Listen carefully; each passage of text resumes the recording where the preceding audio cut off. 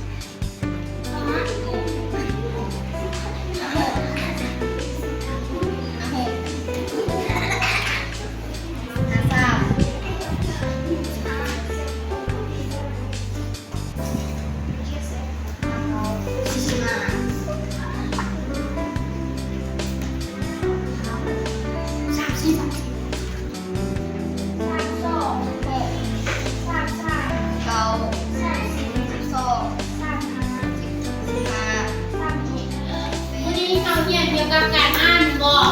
การอ่านในเมนการอ่านจำนวนตัวทุกคนสังเกตเป็นตารางเลยบนกระดาษเนาะจำนวนทางหน้านี้เขาเอิญมาย่างลูกมาย่างลูกบอสตัวดัง5อันนี้เอิญมาตัวดัง5อันนี้เอิญมาตัว5แล้วมีตัวเล็กที่เขาเอิญมาคน5ฉะนั้นคนจะไป5จำนวนพวกเราสังเกตตัวดัง5แล้วก็ตัว5ตัวเนาะตัว5พวกเรามีแค่ตัวเลขนี่ก็ตัวเลขแล้วก็เพิ่มตัวตั้ง5ถ้าเราเอาช่องตัวเลขเท่ากันจะเป็น14 5 5 2 14 5 5 2ได้บ่ได้ก็ได้มันบ่เยอะเนี่ยครูบ่น้อยเกินเยอะว่า14น้อยกว่า32เป็นบ่ฉะนั้นถ้าเราอยากมาอีกเนาะอยากเอา3ตัวมาเป็น1เพราะว่า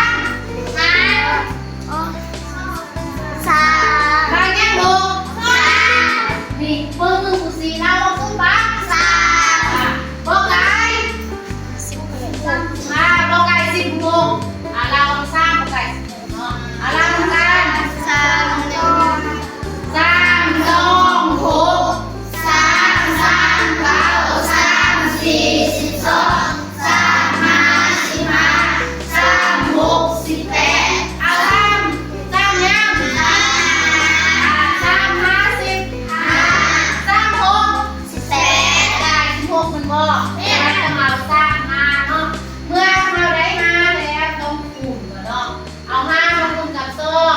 5 2 10เขียนศูนย์เจอ1สร้างมาบวก1 6พอดีเลยเป็นบอสแม่ได้งานจะลงกันเนาะศูนย์ลบศูนย์6 6 1 ลบ1 จากนั้นตัวนี้ให้พวกกันอีกลายเนาะ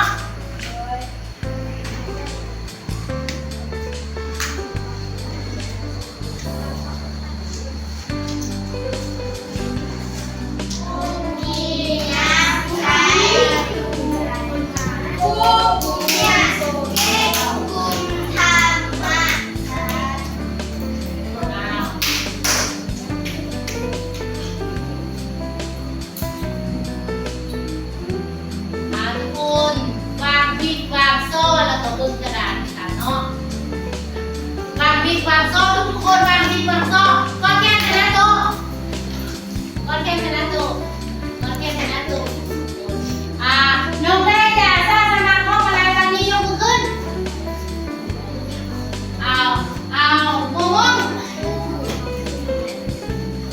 โมเวลาเอามากระดานยืนอยู่บนคูยืนเลยเด้อให้โมบนกระดานบนเริ่มกันเด้อทุกคน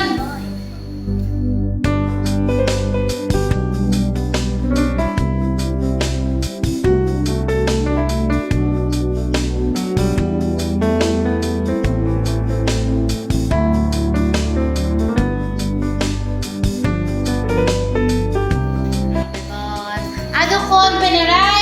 ชื่อหรอสงสัยจะพูดสงสัยมือแดงเก่งมากเนาะ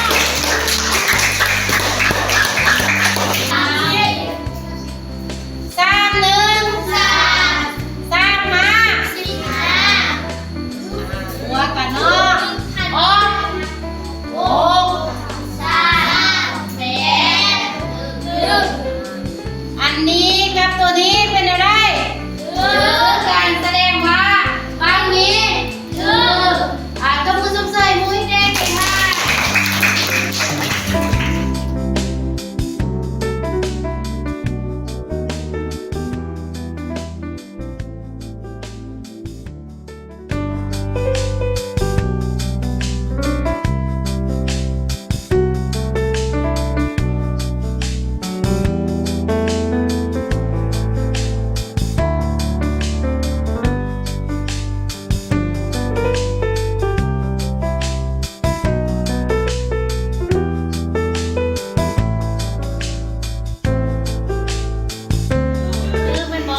มือสมเสยให้นิก้าเด้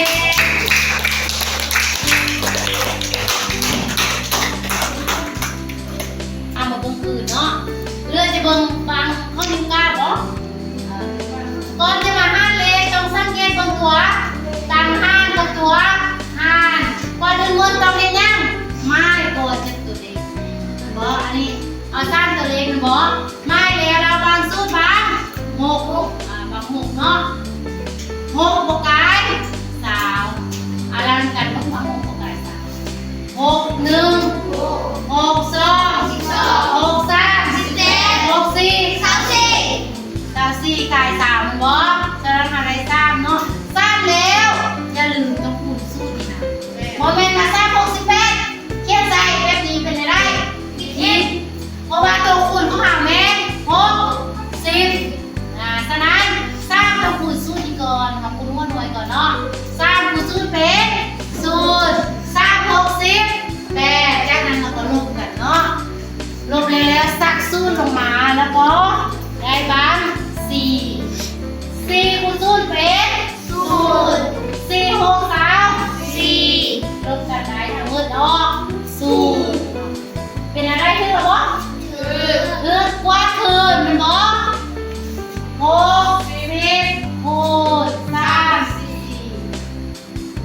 4คูณศูนย์เป็น0 4 6 3คูณศูนย์เป็น3 6 0อะไรนี่10แค่0เจอ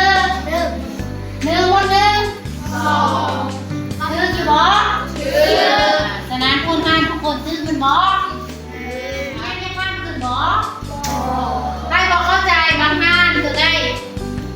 ข้ามคืนบางที่นึงเข้าใจ